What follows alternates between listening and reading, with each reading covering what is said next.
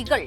ஆட்சி அமைப்பது பற்றி திமுக மற்றும் அதிமுக இடையே பேச்சு நடப்பதாக தகவல் வெளியான நிலையில் உதயநிதி வீட்டில் போலீஸ் பாதுகாப்பு.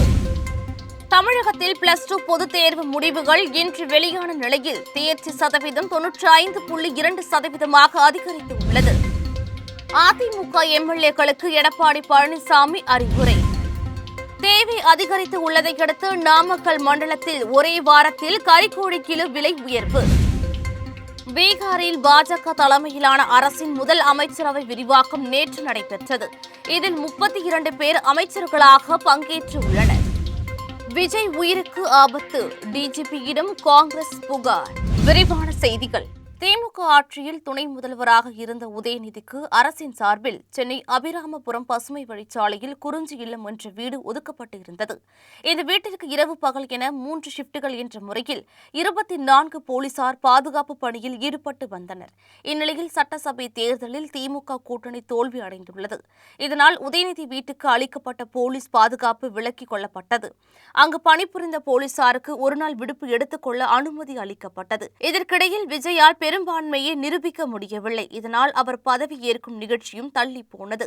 ஆட்சி அமைப்பது பற்றி திமுக மற்றும் அதிமுக இடையே பேச்சு நடந்ததாக தகவல் வெளியானது.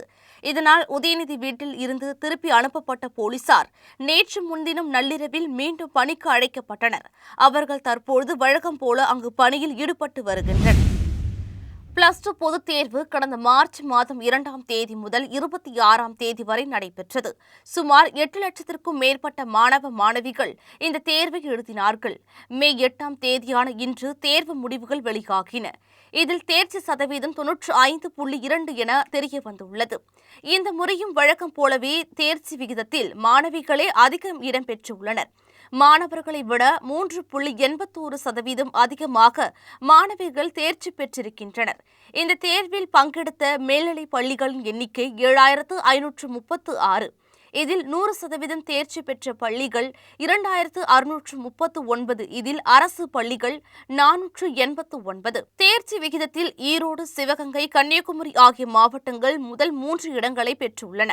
மாவட்ட வாரியாக தேர்ச்சி விகிதம்: ஈரோடு 98.87%, சிவகங்கை 98.5%, கன்னியாகுமரி 97.63%, நெல்லை 97.54%, திருச்சி 97% என்பது குறிப்பிடத்தக்கது. தனித்து நின்று 108 இடங்களை வென்றும் ஆட்சி கட்டலில் அமர முடியாமல் அல்லாடி கொண்டிருக்கிறார் விஜய். எனினும் அறுதி பெரும்பான்மைக்கு மிக அருகில் நிற்பதால் எப்படியும் விஜய் தமிழக முதல்வர் ஆவார் என தாவேகாவினர் நம்புகிறார்கள். இதற்கு நடுவே அதிமுக ஆட்சி அமைக்க திமுக நிபந்தனையற்ற ஆதரவை வழங்க முன் வந்திருப்பதாகவும், அதிமுக பொதுச் செயலாளர் எடப்பாடி பழனிசாமி இன்று ஆளுநரை சந்தித்து ஆட்சி அமைக்க உரிமை கோரலாம் என்றும் தகவல்கள் தெரிவிக்கின்றன. இந்நிலையில் புதுச்சேரி நட்சத்திர விடுதியில் தமிழக அதிமுக எம்எல்ஏக்கள் தங்க வைக்கப்பட்டுள்ளனர்.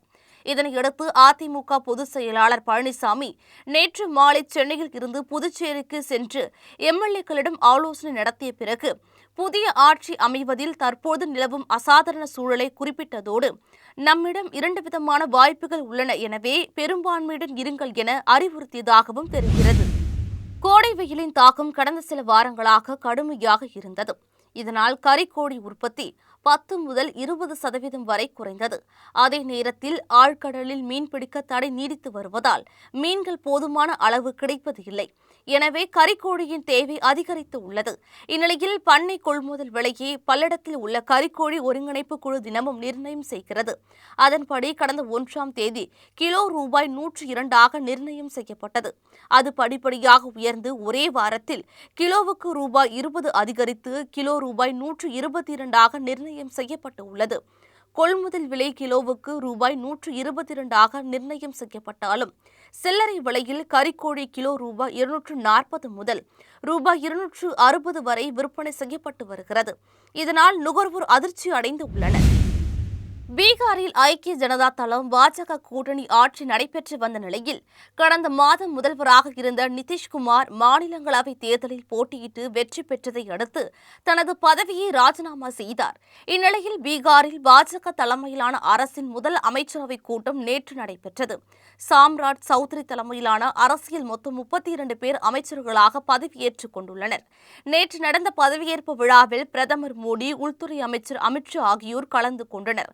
மாநிலத்தில் உள்ள 5 கட்சிகளை கொண்ட தேசிய ஜனநாயக கூட்டணியின் அனைத்து கட்சிகளில் இருந்தும் தேர்ந்தெடுக்கப்பட்ட மொத்தம் 32 பேருக்கு ஆளுநர் சையத் அட்டா ஹஸ்னைன் பதவி பிரமாணம் செய்து வைத்தார். முதல்வர் பதவியில் இருந்து விலகி மாநிலங்களவைக்கு சென்ற ஐக்கிய ஜனதா தளத்தின் தலைவர் நிதிஷ்குமாரின் மகன் நிஷாந்த் குமாரும் அமைச்சராகி இருக்கிறார். பாஜகவை சேர்ந்த 15 பேர் அமைச்சர்களாகி உள்ளனர். பதவியேற்றவர்களில் பெரும்பாலானோர் ஏற்கனவே அமைச்சரவையில் அங்கம் வகித்தவர்கள் என்பது குறிப்பிடத்தக்கது. தாவிக தலைவர் விஜய் மற்றும் அவரது கட்சி வேட்பாளர்கள் மிகப்பெரிய அளவில் வெற்றி பெற்றுள்ளனர்.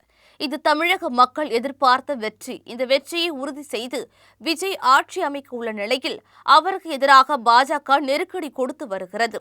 அரசியல் சூழ்ச்சி செய்து வருகின்றனர். விஜய்க்கு இக்கட்டான சூழ்நிலையை ஏற்படுத்தியும் வருகின்றனர். விஜயின் உயிருக்கு ஆபத்து ஏற்பட்டுள்ளது.